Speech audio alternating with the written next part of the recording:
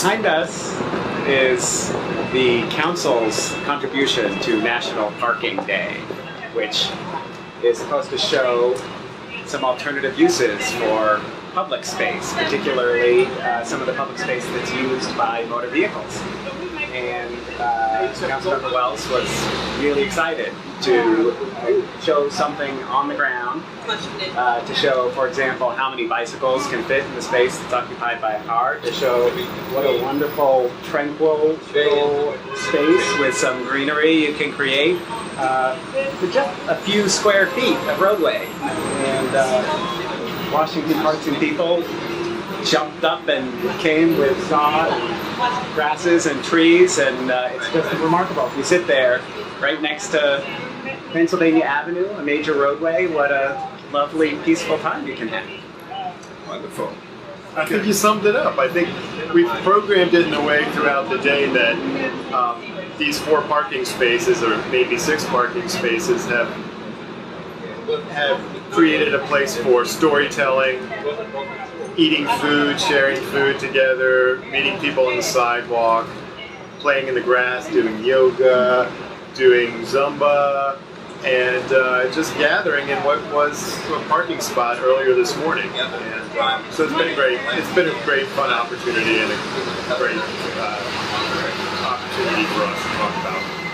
Good. Anyone else want to say anything? I was going to say too, what makes it so wonderful is also that Pennsylvania Avenue is a national iconic boulevard, and we're here between the White House and Capitol Hill, essentially at City Hall. So it's just very exciting to sort of collaborate and share that experience with others. And I think the number one thing I've heard over and over again today was, I wish this could be every day. So, thank you. Very good. The one thing I would add is that Councilmember Wells' whole approach to governance is creating a livable, walkable city. And last year when he launched Parking Day here at the Wilson Building, we had 2 spaces, and this year we have 6. And you can see that we were able to use all of it, and we were able to have the Department of the Environment come and talk about stormwater mitigation and what you can do in park space to do that. We're talking about major policy initiatives right here in green space in front of the Wilson Building. The public library was here to sign people over library cards, talking about one of the other things you can do when you're enjoying the outdoors, at least with my family, throwing out a blanket and reading outside of the parks.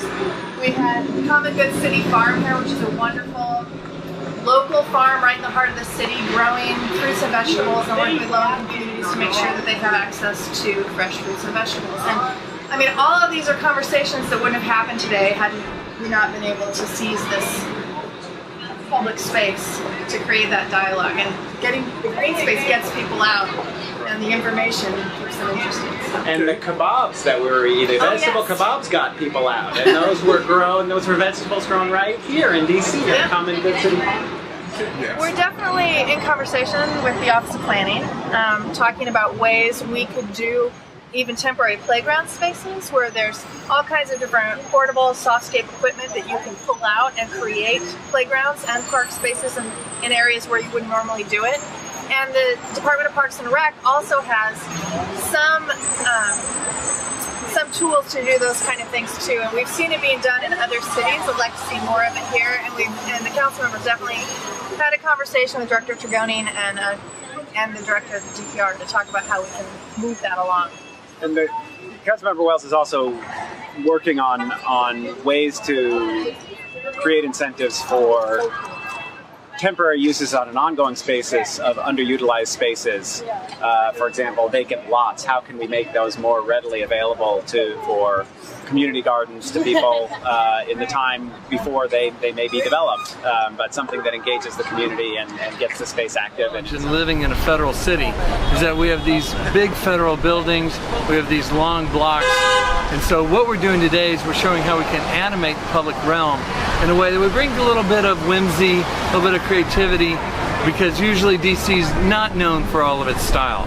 DC is not known at times even for its creativity. So part of what we're doing again is that we're cooking out by the curb. We're bringing in urban agriculture. We've harvested some food.